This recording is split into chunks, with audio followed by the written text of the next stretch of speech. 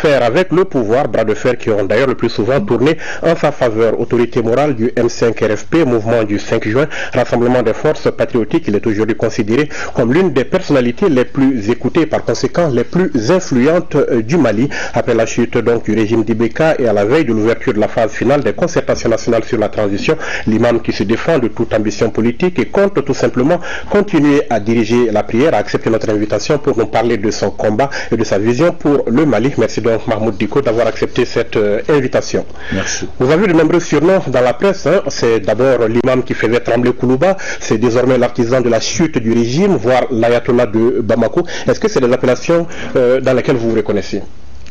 Non, pas du tout. Je suis seulement l'imam, l'ancien président du Conseil islamique du Mali, et désormais, comme toujours, l'imam de Bazlabou.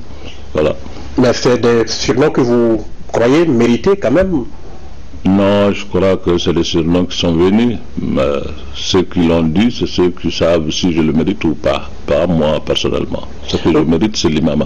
Alors, au lendemain de la chute du président Ibeka, vous auriez dit que votre mission était terminée et que vous avez l'intention de retourner diriger la prière à la mosquée, chose que vous n'avez d'ailleurs jamais cessé. Quelques jours plus tard, on vous entendait pourtant recadrer les choses. Est-ce que vous aviez finalement annoncé de façon prématurée la fin de votre mission?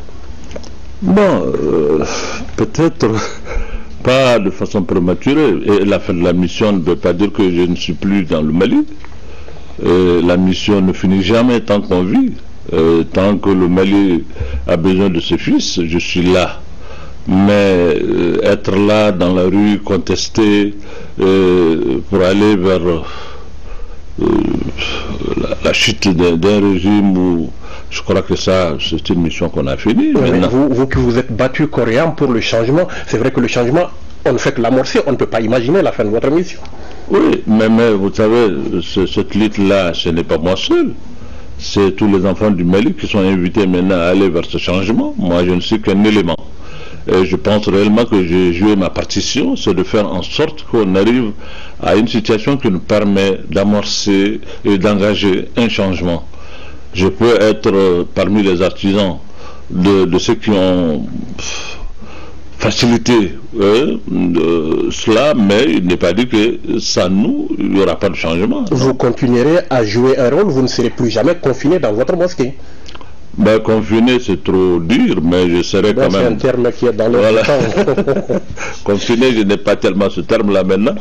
Mais je suis là, je resterai toujours dans ma mosquée. Tu sais, c'est de ma mosquée que j'ai tiré toute cette force qui m'a permis de mener cette bataille. Donc, je ne peux pas, moi, ignorer cette mosquée. Si je retourne à la mosquée, c'est certainement pour aller mieux me ressourcer. Et avoir toujours un œil sur ce qui se passe en dehors de la mosquée. Ben, écoutez, la mosquée fait partie du Mali, je l'ai dit. Moi, je pense réellement que tout citoyen, partout où il est, qu'il soit au marché ou à la mosquée ou ailleurs, il doit avoir un œil sur ce qui se passe dans son pays. Alors, vous avez notamment déclaré par la suite, on ne donnera désormais à personne un chèque en blanc pour la gestion du pays. Vous dénonciez notamment le cavalier seul du CNSP en ce moment. Est-ce que depuis les choses sont rentrées dans l'ordre, les choses ont évolué comme vous voulez? Je le pense bien, et je l'espère. Je crois que désormais le Malien doit avoir une nouvelle attitude dans les approches de gouvernance. Les jeunes, si je peux les appeler ainsi, nos enfants, ont fait un travail extraordinaire, ils ont fait une œuvre salutaire. Maintenant, ils ont besoin de l'encadrement et de l'assistance de tout un chacun pour que vraiment nous puissions amorcer la transition de façon honorable pour entretenir cette, disons, cette espérance suscitée par ce mouvement. Les jeunes, comme vous le dites, aux enfants, ils sont sortis de leur logique de cavalier seul, le cavalier seul que vous avez dénoncé en son temps. C'est vrai que leur attitude m'a paru un peu aller en solitaire, mais depuis, ils ont quand même consulté toutes les forces vives de la nation, ce qui est normal, pas seulement le M5. Le M5 est un élément dans un ensemble. Je crois que personne à lui seul aujourd'hui ne peut prétendre dire que c'est lui seul qui peut faire le changement ou bien faire le Mali. C'est ensemble, le Malien de l'intérieur comme de l'extérieur, qui doivent se mettre ensemble aujourd'hui pour chercher une voie de sortir de l'impasse dans laquelle on était. Imam Dicko, des rumeurs font état aujourd'hui de divergences profondes, d'une part entre le M5 RFP et le CNSP, et d'autre part au sein même du M5 RFP, c'est de l'info ou de l'intox?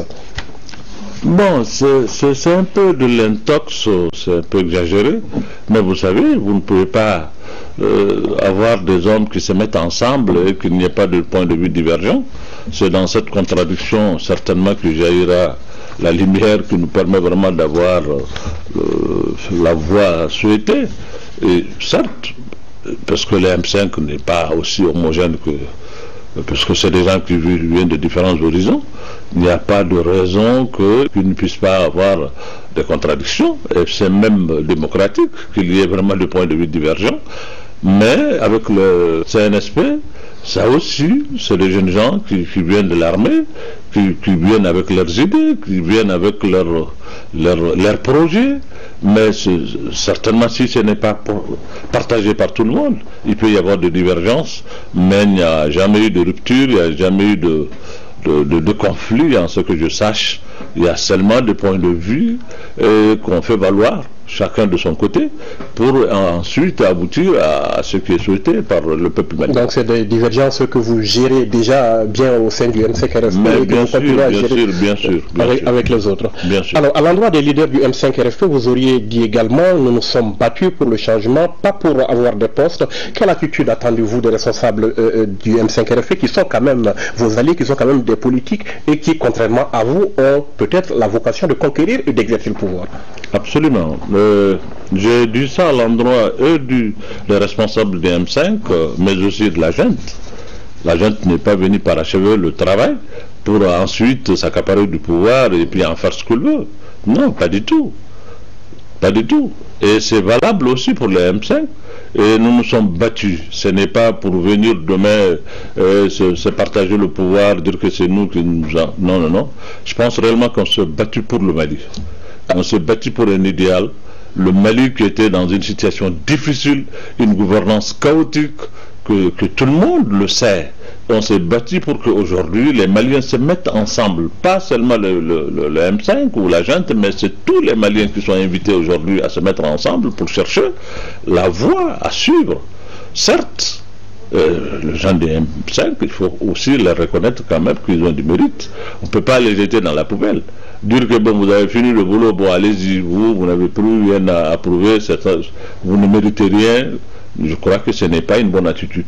Mais quel rôle est-ce que vous voyez, quelle place pour ce M5RFP dont vous êtes donc l'autorité morale dans la gestion de la transition? Mais cette place-là, c'est les Maliens dans leur ensemble qui vont définir ça. Ce n'est pas l'imam. Moi, ce que je sais, c'est que c'est des hommes politiques qui sont, malgré que par le passé, ils ont participé dans des gouvernements, dans la gestion d'Ibrahim Boubacar Keïta, mais quand même, ils ont eu le courage et le mérite de dénoncer, et pas seulement dénoncer, mais de venir aussi combattre ce système. Ce n'est pas rien. Aujourd'hui, essayer vraiment de les mettre dans des côtés à marge pour dire qu'ils ne méritent rien, ce ne serait pas responsable. C'est le Malien qui peut définir quel rôle ils doivent jouer, ce n'est pas à moi. Moi, ce que je leur dis, c'est que nous nous sommes battus pour un changement. Ce n'est pas vraiment une raison pour que nous puissions vraiment nous accaparer de tout. Non. D'accord. Lors de son dernier sommet tenu à Niamey au Niger, la CEDEAO a donné au Mali jusqu'au 15 de ce mois, soit une semaine à peu près, pour désigner un premier ministre et un président civil de transition, faute de quoi c'est des sanctions qui vont continuer. Comment est-ce que vous appréciez, vous, cette pression de la CEDEAO, amicale et solidaire ou disproportionnée et contre-productive? Bon, certainement ce n'est pas amical. On ne peut pas parler de sanctions et parler d'amitié. Pas du tout. Par contre, je l'ai dit et je le redis. Je dis que le Mali fait partie de la CEDEAO. La CEDEAO est régie par des règles. Et si vraiment nous sommes membres de cette organisation, on doit accepter que ces règles s'appliquent sur nous, comme tout le monde. Maintenant, nous donner des ultimatums et nous dire vraiment, si vous ne faites pas ça, on va vous sanctionner, je ne pense pas que ce soit amical dans le cas du Mali, qui a traversé une telle crise.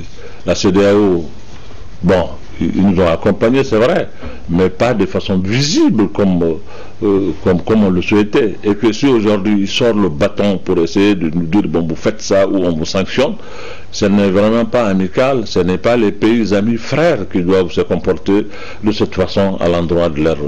Alors la CEDEAO très critiquée ces derniers jours à Bamako, et pourtant vous l'avez dit, il y a des règles auxquelles le pays a souscrit. Est-ce qu'il faut revoir quelque chose dans le fonctionnement de cette instance à votre avis? Bon, ça, c'est peut-être il y a des voix plus autorisées que la mienne qui doivent dire ça. Je ne connais pas à fond le fonctionnement de la CEDEAO. Je donne mon point de vue et mes idées, c'est tout.